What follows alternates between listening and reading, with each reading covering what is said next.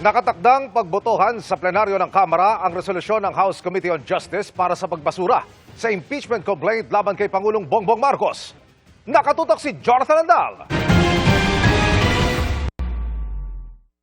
Those who are in favor of the motion, please raise your right hand. Sa botong ito, tuluyan ng ibinasura ng House Committee on Justice ang dalawang impeachment complaint laban kay Pangulong Bongbong Marcos.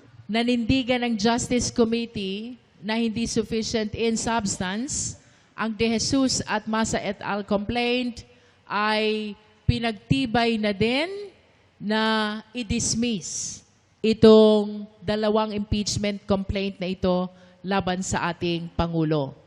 39 sa mga kongresistang miyembro ng komite bumoto pabor sa committee report na nagsasabing insufficient in substance ang mga reklamo. 4 lamang ang tumutol dito. Sabi ng ilan sa kanila, kulang umano ang committee report. Hindi raw kasi sinama ang aligasyong nag-deliver umano ng 8 bilyong piso si dating DPWH Undersecretary Roberto Bernardo kay Pangulong Bongbong Marcos na patunay raw na guilty ang Pangulo sa betrayal of public trust. It is cited in the complaint that Yusek Bernardo delivered 8 billion pesos in kickbacks for the President. No, hindi po sinabing to the President, but for the President. There is nothing in the statements of Yusek Bernardo which directly links the President to any of the allegations. Si Congressman Edgar Erice may nakita raw na grave abuse of discretion sa Justice Committee na pwede raw questionin sa Supreme Court. The committee effectively conducted a mini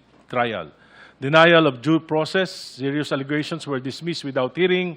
This is textbook grave abuse of discretion, and I think there's a sufficient grounds to raise it under Rule 65 before the Supreme Court.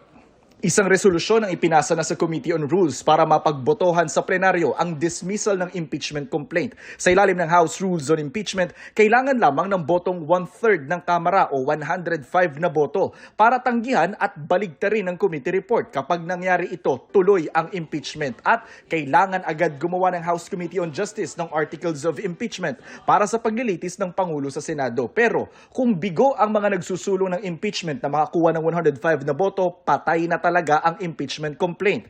Kailangan nang maghintay ng 1 taon bago muling makapag-initiate ng impeachment complaint laban sa Pangulo. Alinsunod sa 1-year bar rule sa saligang batas na isang impeachment complaint lamang ang maaaring ma-initiate sa isang opisyal sa loob lang ng 1 taon. The initiation is completed when you refer it to the Justice Committee, no?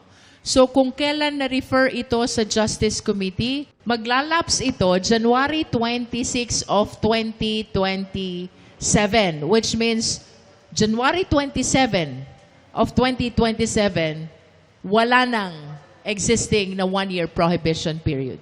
Para sa GMA Integrated News, Jonathan Andal, nakatutok 24 oras.